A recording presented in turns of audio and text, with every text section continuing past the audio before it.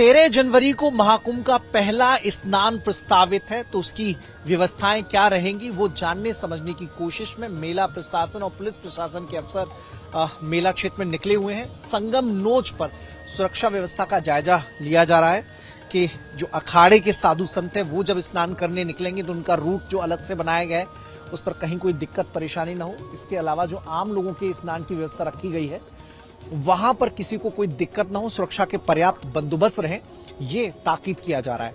जो यहाँ के प्रयागराज के पुलिस कमिश्नर हैं, जो मेला कुंभ के पुलिस अधीक्षक और जो प्रयागराज के एडीजी हैं वो मौजूद हैं, साथ ही मेला अधिकारी भी मौजूद हैं, चूंकि कुंभ की सुरक्षा व्यवस्था पर खासा ध्यान दिया जा रहा है।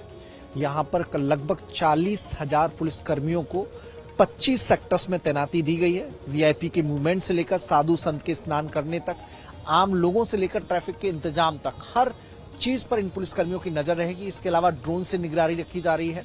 लगातार थ्रेट्स भी महाकुंभ के आयोजन को मिल रही हैं।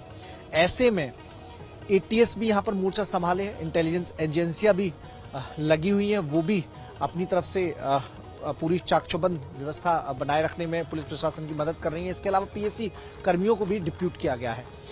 तो ड्रोन कैमरे से लेकर पीएससी कर्मियों की तैनाती तक हर वो उपाय किया जा रहा है जिससे प्रयागराज में जो महाकुंभ का आयोजन हो रहा है उसे शांतिपूर्ण तरीके से संपन्न कराया जा सके। एडीजी प्रयागराज भानु भास्कर जी हमारे साथ है। सर, पहला स्नान 13 को होना है, आप लोग अभी जायजा लेने निकले थे, सुरक्षा व्यवस्था क्या क्या रहेंगी ताकि हर व्यक्ति जो स्नान करने पहुंचे अपनी सुरक्षा को लेकर आश्वस्त हो पाए?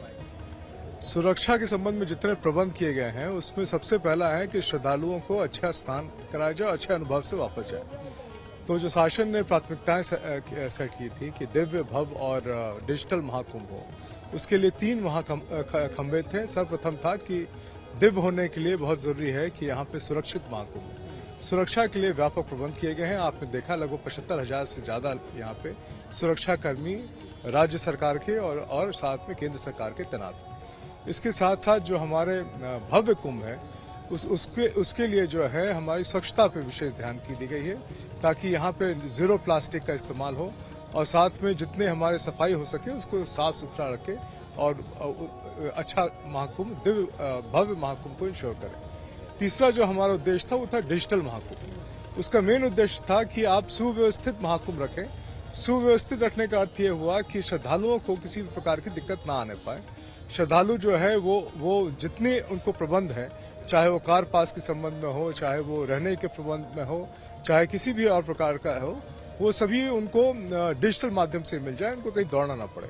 वो तीनों मकसद से ये सब सुनिश्चित करने के लिए आदेश, जिसपे हम लोग लगातार प्रशासन पिछले 2 साल से काम कर रहा है और पिछले 2 महीने से तो सभी कामों को फाइनलाइज किया जा रहा है। माननीय मुख्यमंत्री और साथ में चीफ सेक्रेटरी और डीजीपी साहब भी कई बार दौरा करके कामों की समीक्षा कर चुके हैं। थ्रेट लगातार मिल रही है सोशल मीडिया के माध्यम से, तो ऐसे में निगरानी और कड़ी रखी गई होगी इस बार? सर्वप्रथम सोशल मीडिया पे ही निगरानी रखी गई है कि जो लोग ऐसा थ्रेट दे रहे हैं उनको काउंटर करें।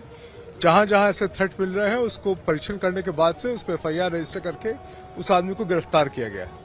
इसी तरह से जो देश के अंदर से थ्रेट है उस पर भी ध्यान रखा जा रहा है, देश के बाहर के जो थ्रेट है उनसे भी ध्यान रखा जा रहा है। तो लगातार सोशल मीडिया हो या अन्य मीडिया हो, उस पर लगातार जो है परीक्षण की जा रही है। तो कोशिश की जा रही है कि सुरक्षा व्यवस्था कड़ी रहे, निगरानी दुरुस्त रहे और इसके लिए तमाम तकनीकों का सहारा लेते हुए डिजिटल महाकुंभ थीम के अकॉर्डिंग सुरक्षा व्यवस्था भी की जा रही है।